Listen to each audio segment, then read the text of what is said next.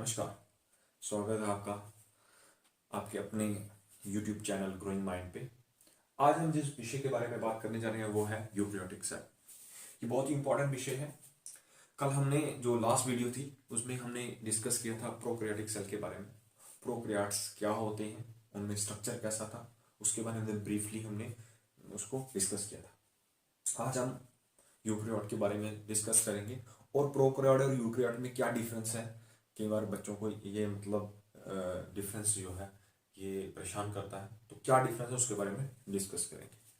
सबसे पहले इसके जो नाम है उसी पे आते हैं। यू का मतलब होता है ट्रू, और कैरियोट जो है वो कैरियन वर्ड से लिया गया है, ग्रीक वर्ड है कैरियन, उससे लिए है। उसका मतलब होता है न्यूक्लियस मीन सेंटर। तो मींस वो सेल जिनके अंदर ट्रू न्यूक्लियस पाया जाता है उसको हम यूकेरियोटिक सेल कहते हैं। ट्रू न्यूक्लियस से हमारा क्या तात्पर्य है, मतलब हमारी हम किस चीज को ट्रू न्यूक्लियस मानते हैं। तो देखा गया है कि जो यूकेरियोटिक सेल में जो न्यूक्लियर मटेरियल है, जिसमें आपका जेनेटिक मटेरियल आता है, न्यूक्लियोलस आ जाता है, उसके अराउंड एक वेल डेवलप जो है न्यूक्लियर मेम्ब्रेन होती है, जो ओनली सेलेक्टिव मटेरियल को एंटर करने देती है from cytoplasm into the nucleoplasm. ये एक अपने तरह का अंदर उनके न्यूक्लियस के अंदर एक सिस्टम प्रोड्यूस हो जाता है जो बाहर की चीजों से इंटरफेयर नहीं करता, और ना बाहर वाली चीजें ज्यादा इंटरफेयर करती हैं। तो अपना सिस्टम होता है, इसलिए इसको क्या बोलते हैं, ट्रू न्यूक्लियस बोलते हैं। तो न्यूक्लियस को वैसे भी हम माइंड ऑफ द सेल बोलते हैं। तो माइंड को पूरी तरह से इसमें डेवलप हो चुका था इस सेल में प्रोकैरियोट की बनिस्बत। प्रोकैरियोट में ऐसा नहीं होता है। प्रोकैरियोट्स में जो जेनेटिक मटेरियल है that lie directly into the cytoplasm, because there is no other barrier between cytoplasm and nucleoplasm. और जो दूसरा डिफरेंस है प्रोकैरियोट और यूकेरियोट में, वो ये है कि यूकेरियोट जो है they are well developed, they are well evolved, they have well developed different kind of cell organelles which perform different function to make this cell more efficient. But in case of prokaryotes आपको ये सारी चीजें absent मिलेंगी। Eukaryotes में जो additional चीजें आई हैं with evolution, cell की एवोल्यूशन के साथ, वो ये है कि यहाँ पे एंडोप्लाज्मिक रेटिकुलम पाई जाती है। जो मेम्ब्रेन बाउंड स्पेसिस होती हैं वो उसमें नहीं होती हैं। एंडोप्लाज्मिक रेटिकुलम जो है वो किसका काम करती हैं, साइटोस्केलेटन का काम करती हैं। और दूसरा ये क्या करती हैं, they provide space for the attachment of ribosome during protein synthesis. दूसरा आप देखेंगे कि इसमें एक और ऑपरेटस पाया जाता है जिसको हम गोल्जी ऑपरेटस कहते हैं। ये भी जो है यू प्रोकैरियोट्स में एब्सेंट होता है।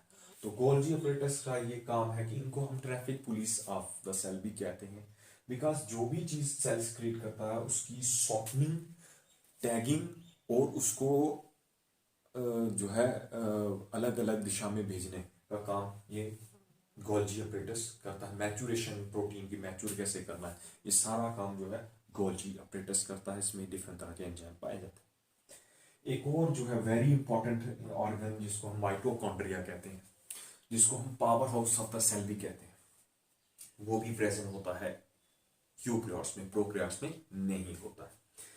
माइटोकॉन्ड्रिया जो है maximum energy during respiration of glucose जो जनरेट होती है वो इसी के अंदर जनरेट होती है, बिकॉज इसमें इलेक्ट्रॉन ट्रांसपोर्ट चेंज होती है और डिफरेंट तरह के एंजाइम्स होते हैं फॉर रेस्पिरेशन।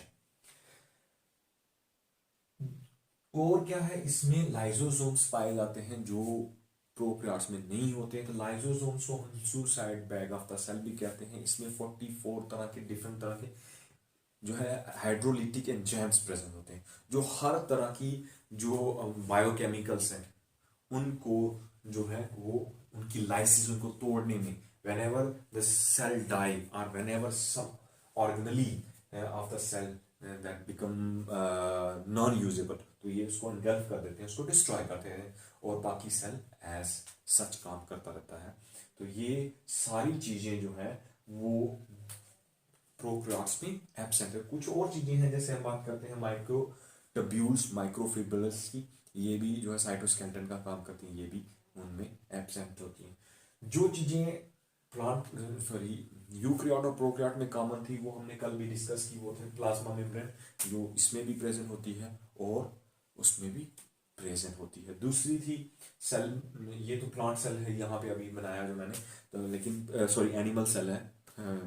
प्लांट सेल में सेल वॉल होती है, बैक्टीरियल सेल प्रोकैरियोटिक होता है उसमें भी सेल वॉल होती है, लेकिन डिफरेंस ये है कि प्लांट सेल की जो सेल वॉल है वो सेलुलोज की बनी होती है, और जो आपका प्रोकैरियोटिक जो बैक्टीरिया है उसकी जो सेल वॉल है वो पेप्टाइडोग्लाइकन की बनी होती है। इसमें सेंट्रियोल्स भी प्रेजेंट होते हैं जो जो हेल्प करते हैं ड्यूरिंग माइटोसिस एंड मियोसिस, फिर जो मूवमेंट ऑफ क्रोमोसोम है उनमें ये हेल्प करते हैं।